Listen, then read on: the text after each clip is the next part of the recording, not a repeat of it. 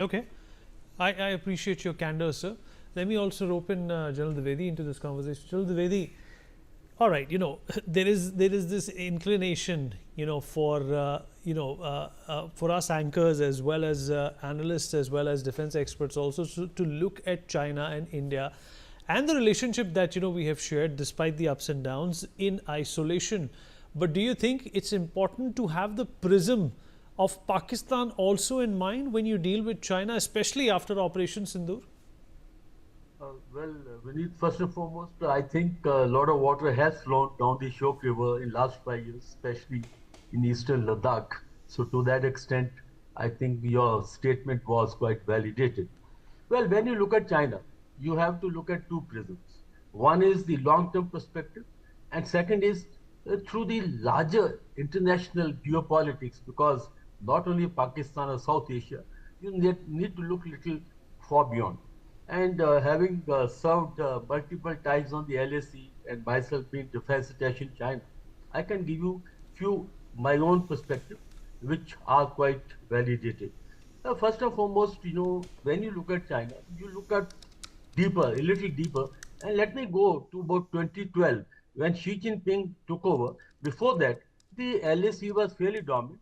The relationship were on the upswing, and there were a lot of, kind of, on the face of it, some kind of bonhomie among the two nations. But when Xi Jinping came, he disturbed the status quo. We had 2013 Depsang, 2014 Demchok, then 2017 we had Doklam. But then after, Prime Minister went to Wuhan and then Xi Jinping came to Mamallapuram in 2019, it was assumed that, relationship are back on track because they had evolved a mechanism of strategic guidance. But that didn't happen. In 2020, April, May, three Chinese division walked across Ladakh, and that's why it's mentioned the Shok River. Now, after that 5 years, so much has happened. The Tibet have been actually uh, fortified, the whole LAC have been militarized, and the Chinese have built so much infrastructure. The point is that today, what we are looking at is a very, very tense situation on the LAC. Along with that, you asked geopolitics. You see, geopolitics, how China, India has moved into Quad, how India has signed ITU2, and the other South Asia, how Chinese have made deep inroads, not only Pakistan, in Bangladesh now, Nepal, Bhutan. So when we look at the whole things, we can't say that one visit is going to make major difference. But the point is, after Kazan, again, we thought that there's going to be some kind of move forward, but that has not happened. And we saw what happened in Operation Sindhu. Chinese were the wingmen of Pakistan army. So what I am saying is that this is part of the process. The complex issues between India and China are very deep.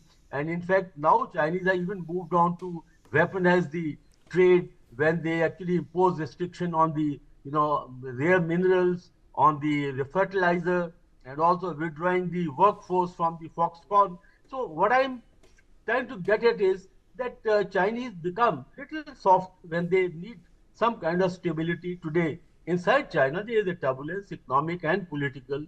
Chinese are facing the American on the economic front, so they may like to ease off some tension with India. So we should see that this is some kind of a temporary kind of a activities on the Chinese, that they don't want to have that kind of high level tension animosity.